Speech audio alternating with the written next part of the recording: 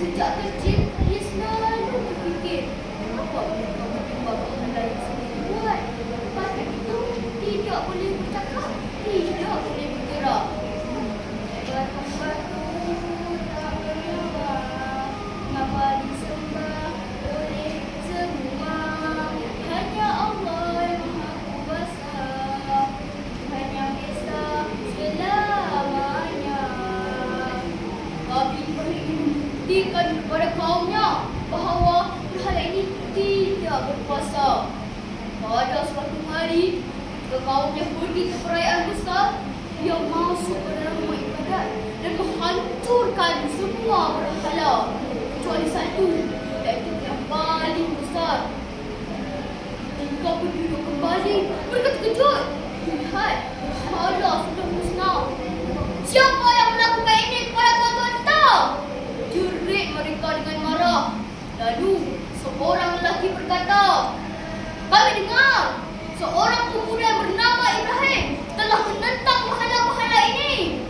Lalu Nabi Ibrahim dibawa ke hadapan Raja Zalim, Raja Namrud. Wahai Ibrahim, adakah engkau yang menghancurkan berhala-berhala ini? Tanya Raja Namrud. Nabi Ibrahim tersenyum dan berkata, tanyakan sajalah pada batu yang besar ini, mungkin dia yang melakukannya. Semua kaumnya terdiam. Mereka tahu bahawa batu itu tidak boleh bergerak, apatah lagi menghancurkan yang lain. Batu disembah setiap hari, tidak bergerak isu sekali. Nabi Ibrahim tunjuk sejati hanya Allah, Tuhan abadi.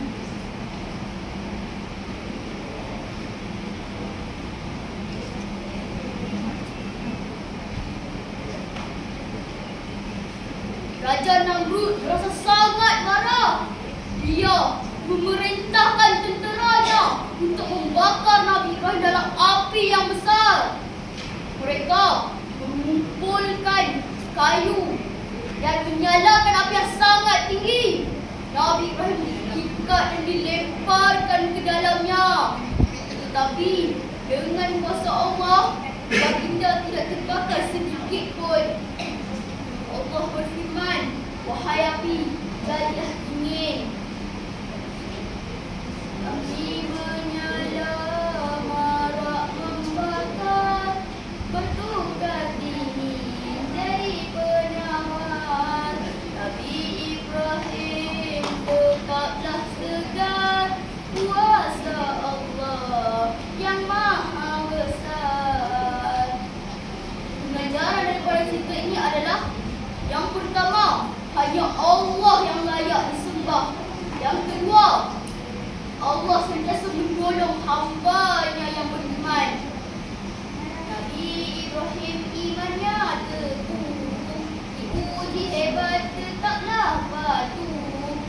Namun harus ikut contoh, beriman teguh hati tak runtuh. Itulah kisah Nabi Ibrahim AS. Semoga perkongsian saya pada pagi ini menjadi pengajaran buat semua. Sekian.